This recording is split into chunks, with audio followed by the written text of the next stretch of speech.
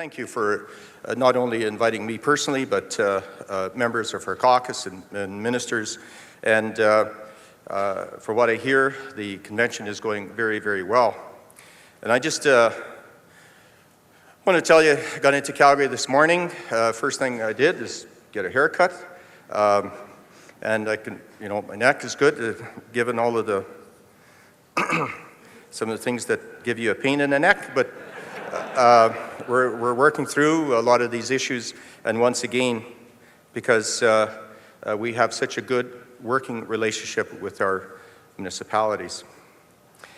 I want to assure you that the reason we're here as government working with you is that we are facing some very, very difficult issues in government, especially tied to the recession. And we're only going to pull through this if we work together. And I know that, as Lloyd mentioned, and Rick as well, that we all have the same voter. And we all have to work towards representing and looking after our voters, the citizens of Alberta, collectively in partnership. And we can only do that by sharing good ideas, looking forward together. And really, your conference theme, Together, Stronger, says it all. As I said before, we're all facing very similar challenges. And, when the economy recovers, governments will be one of the last to see their revenues recover. It may take a few years. In the meantime, I can tell you that we're not all going to sit back and kind of cross our fingers and wait. We need a plan to weather this recession, come out stronger on the other side. And perhaps many of you have heard this saying, if you don't know where you're going, then any road will take you there. Well, I think Albertans know where they want to go. They are counting on their elected leaders to choose the right road to get them there. Now, our path may take a bit of a different direction because of the circumstances completely out of our control. Is it a detour? It may, but our destination remains the same. Now, there's no question our province has been hit by the global recession. This is the worst economic downturn we've seen in half a century, and especially bad in the United States, which is bad for us because we're a trading province. 60% of what we produce, we export. 90% of that goes to the United States. And what worries me even more, in the United States, our number one customer, export market, California. Now, our revenues have taken a big hit, and especially due to the low prices for natural gas, which has been our biggest source of revenue.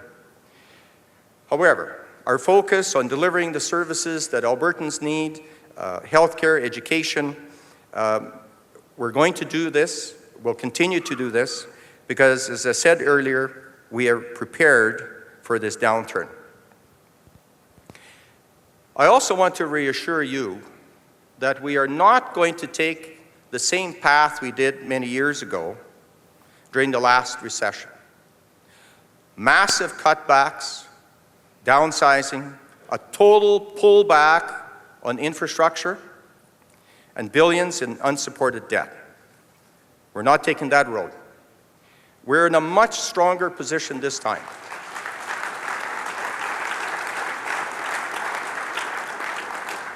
Since the last recession, our government paid off a $23 billion debt, saved another $25 billion. We put $19 billion of that in critical infrastructure. Okay. And I can tell you, just between 2006 and 2009, that was the $19 billion. Between 1993 and 09, $41 billion. $41 billion, and that is in cash. It's in your communities. It's in water, sewer, health facilities, schools, and I know we've got more infrastructure to catch up with. But that is the real story. And the other, on the $25 billion, $17 billion of that went into what I call a sustainability fund. And again, the sustainability fund is not the Heritage Trust Fund. The Heritage Trust Fund is a separate account. It's there for future generations. It's there for our grandchildren and their grandchildren. When we run out of oil and gas, and if we don't get to the new age economy soon enough, that will cushion those generations. This $17 billion we set aside because we do have the most volatile revenue of any jurisdiction in North America. There's no question about it. And as I said before, it's like putting money in between the mattresses.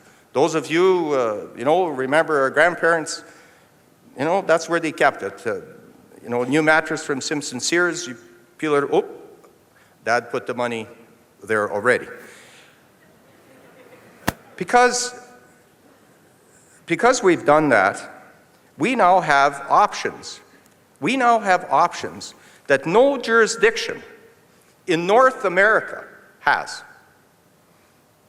No operational debt, and being able to cushion the programs that are dear to us, health, education, protection of seniors, and also continue to build the infrastructure that is necessary.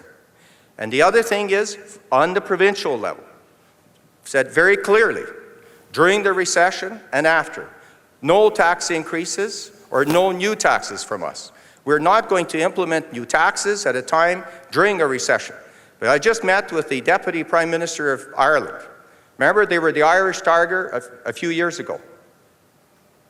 They're in a coalition government, okay? They don't have a clear majority. And to keep the coalition together, they decided that they're going to raise taxes. Well, their unemployment just hit 14%. You want to kill the economy? Follow that plan. And we're not going to do that. The other thing, I don't know where this always comes from, but always said that I wouldn't say opportunity, but sales taxes. If you just had a sales tax, we would have a balanced budget. Well, why is it that every jurisdiction in Canada that has a sales tax is in debt and it has a huge deficit? Like, can you ever figure that out?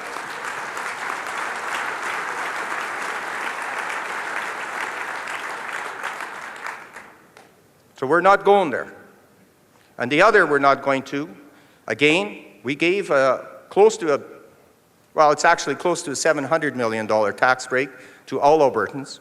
They say it's $1 billion, but by the time, recalcitrant accounts and account for all of the bureaucrats that have to, keep track of healthcare premiums, those healthcare premiums were eliminated.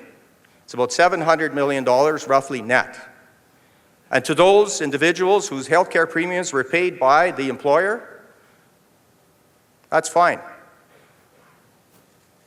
But that gravel truck driver with the wife, 2 children, paid $1,000 over and above everybody else. And that $1,000 now is in the pocket of the family. Either put more food on the table or, quite frankly, spend it in the economy.